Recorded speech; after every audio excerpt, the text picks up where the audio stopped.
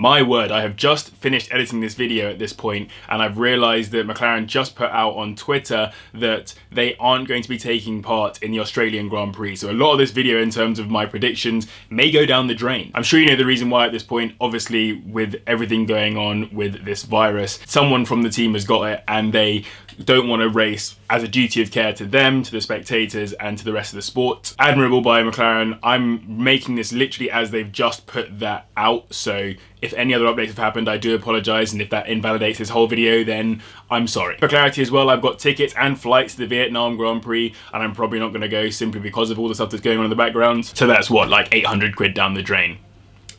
Thank you.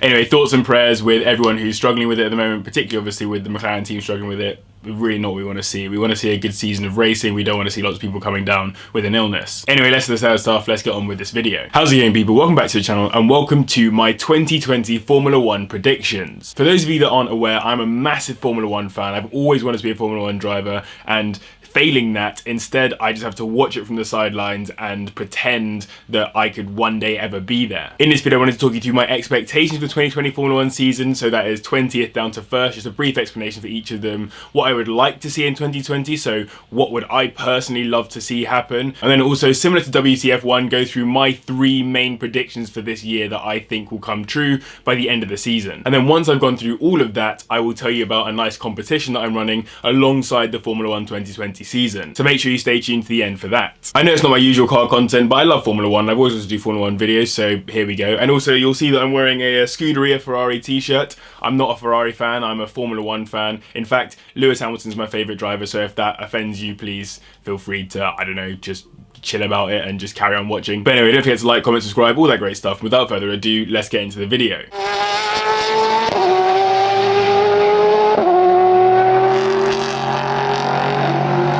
So let's start off with my top 20, starting from 20th. I believe that probably in last place this year will be Nicholas Latifi. And that's not to say that he's a bad driver or anything like that, but I do believe that George Russell is probably faster, and I'm not sure that I can attest yet to Williams' speed. I don't think Russell will beat Latifi every single race, but I do think that Latifi will probably come out with the short end of the stick most times. That said, in 19th, I don't believe it's going to be Russell. I reckon it might be Grosjean. And that's because if you looked at Haas's testing pace, it wasn't very good, and I feel like Grosjean tends to have the least good luck or crashes the most between him and Magnussen, so that's my guess. In front of him will be George Russell. Again, I really highly rate him as a driver. He's unbelievably fast. However, the car, we don't know how good it's going to be this year. And they looked promising in testing, but what can you really learn from testing? In 17th, I reckon it will be Kevin Magnussen. It will be close between him and Russell, but I reckon he'll just about pip him based on the fact that he's in a car that we can potentially attest more to. But that's just a guess. One of the teams that I thought was really quiet in testing this year was actually AlphaTauri, despite their very nice livery.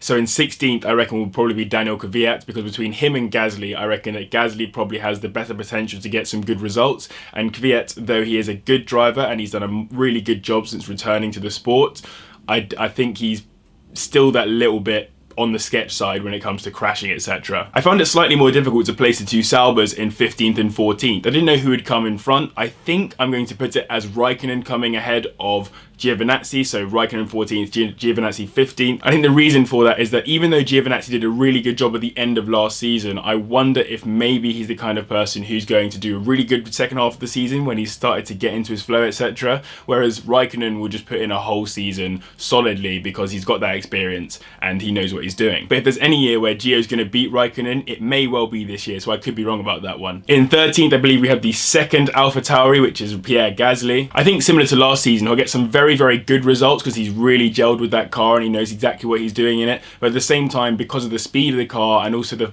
the potential fight that the midfield's going to have, he'll probably have some outside the top 10 finishes, and I think that probably 13th is about as good as you'll find Gasly this year. Now this is where it's going to start to get a little bit more spicy. I reckon the top midfield teams are going to be Racing Point, McLaren, and Renault. Racing Point because they are, as anyone has said, the pink Mercedes. Renault because they did actually look okay in testing, and also they've got 2 quite interesting drivers with Ricciardo and Ocon. And then McLaren because they've completely redone their car in such a mad way, and they've got Sainz, who I really highly rate, and Norris, who is going to be a phenom when he's older. So with all that in mind, I reckon in 12th place we can expect to see be Esteban Ocon. And that's basically because he does have all the right equipment to do an amazing job in the midfield. However, I do wonder whether being out for a year might impact how sharp he is in the first part of the season, and in the second part of the season he'll probably get up to it and just start smashing it. In 11th, I reckon it will be Lance Stroll, and that's no disrespect to him. He's going to be in a really quick car, but I do wonder whether or not we are overhyping how fast Racing Point are actually going to be this year. I think they could be really quick. Maybe they could even be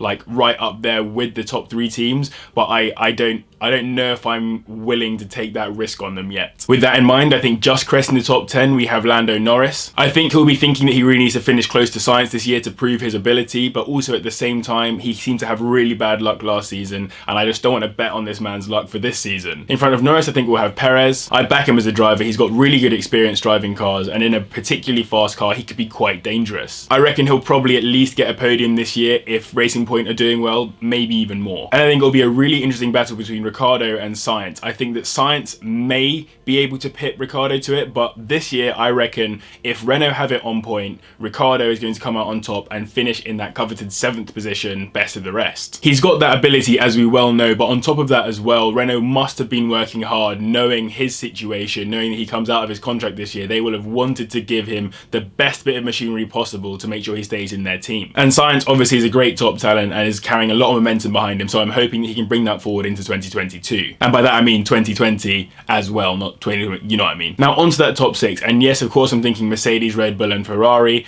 However, what order are they going to finish in? Ferrari fans are going to hate me, but I reckon that Ferrari maybe don't have the pace this year, and that's not just based on testing. I think they've been having a bit of a downward spiral recently generally. In 2018, Vettel was really challenging for the title with Hamilton. Last year, where was he? This year, I think it's going to probably be even worse. I think Vettel will come in 6th. I think he's got a lot on his mind. He wants to be winning with Ferrari, but at the same time, he's coming towards the advent of his career. He's not quite as consistent as some of the other drivers in this top 6. And I don't know if he necessarily has the wheel-to-wheel racing ability that maybe someone like Verstappen has. I envisage Albon coming in 5th. I think that he is an absolutely unreal talent. He's going to do really well in the Red Bull this year. I'm hoping for him to get a couple of podiums. I think that'd be really cool. At the same time, I don't know if his role as a secondary in the team to Max may impact the mindset a little bit and may not give him as many opportunities as Max might have. I think in 4th we'll see Charles Leclerc, and it was quite difficult to work out whether it would be Albon ahead of Leclerc or Leclerc ahead of Albon, but I think he might just take it because I reckon that Ferrari are going to put a lot more time and effort into Leclerc being up front. Considering his performance last year, beating Vettel in the driver standings, I think they're going to put that money in and make him get up there up top. Now this is a bit rogue, but I actually think that Verstappen is going to come 3rd this year, even though he is obviously an unbelievable talent. He's incredibly fast. He is exactly what Formula 1 needs in terms of someone who's really just willing to take that gap, go for that pass, do whatever it takes to be as fast as possible on track. I don't know if Red Bull has quite enough of a package yet to really affect Mercedes, and I do think that he'll do really well, but I think we'll have some bad races too. I think that his season is going to be like mostly up here, every so often a little dip down, and that's what's going to affect him compared to the consistency of Mercedes. And then finally, of course, coming to the top 2, it's pretty simple. I'm going to put at number 1. It's obviously going to be Lewis Hamilton, mostly because he is the reigning world champion and he's a 6-time champion. How do you bet against someone like that? Particularly in a team with a car that they're still pushing to get some kind of innovation out of it. Must be so difficult to come as any other team or driver and see that they've got Lewis Hamilton, someone who's one of the most consistent Formula 1 drivers in existence, and then Mercedes, one of the most dominant teams in Formula 1's existence. You put those two things together, how's he not going to win? I think Bottas will do a good job this year. I think he will get some wins. I think that they'll probably have fewer team orders because I think they know the impact that it has on the team's PR, basically. But yes, I do believe that we'll see some good races out of Bottas. He may come out and win the first round, but I think that Lewis Hamilton's consistency and just seeming drive to carry on doing everything better than everyone else will show through. Get in the comments right now. Let me know your top 20 in the Formula 1 2020 season. It'd be great to hear what you guys think and whether you think completely differently from me. Let's move on to what I would like to see in the 2020 season. This is just wishful thinking at this point, just how I would like to see 2020 go. As it's the end of an era, I'd love to see minimum 5 teams that can really challenge for race wins on the right day. I appreciate it's very difficult to beat Mercedes, Red Bull and Ferrari given their budgets and their general ability at making Formula 1 cars, but I would love to see maybe Racing Point up there, McLaren up there. I'd love to see a return of Williams to even being in a position to fight in that midfield as as well. Basically, as many teams as possible that have a chance of getting good top 5 finishes, that would be sick. I'd like to see good reliability for all teams. I hate it when I see people lose or win titles or win races and lose races based on the fact that someone else's car wasn't as reliable. And I know that's part and parcel of the sport. You're designing a car that goes well and has to be reliable as well. But I would like to see some reliable cars this year so we can just see some great on-track racing. I want to see an insane, silly season. I want to see like Hamilton go to like, I don't know, Williams or something. And I want to see Vettel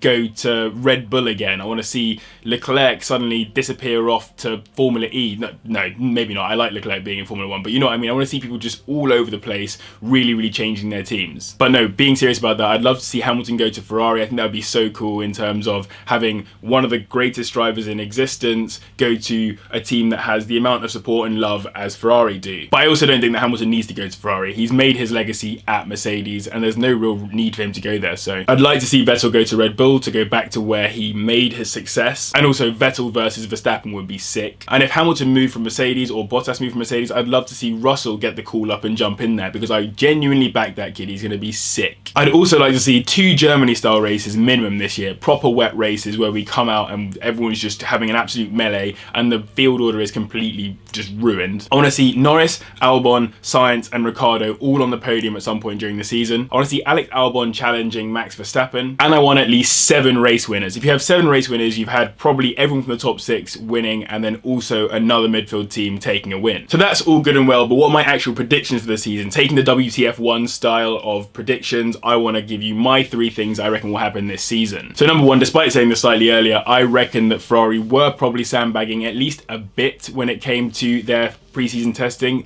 They'll be on pace with Mercedes and Red Bull. They might not be faster than them, they may be the slower of the top 3, but they're still on pace. Number 2, someone from a team other than Red Bull, Mercedes and Ferrari will win a race. And number 3, all 3 of the top 3 teams will have a different driver lineup going into 2021. I don't mean that they'll change both drivers, but I do believe that at least one driver from each of those teams will change. And finally, the bit that many of you have been waiting for is competition time. Using the F1 fantasy, which I really enjoy doing, I did last year, I have created a league. So if you've ever played Fantasy Premier League, it's exactly the same kind of idea, but apply it to Formula 1. You can pick up to 3 teams of 5 drivers and a constructor, and then basically there's a whole point scoring system. It's all on the website. Go and have a look at it on the website. But basically I'm hosting a Cars with JB league. I've currently got 49 teams in there, so thank you to everyone who's joined already. I think Aldas might be joining it as well. I don't know where he's at, but he hasn't joined it yet, but he told me that he would. For those of you that don't know, that's a F1 YouTuber as well, who I'm definitely going to beat at this, by the way.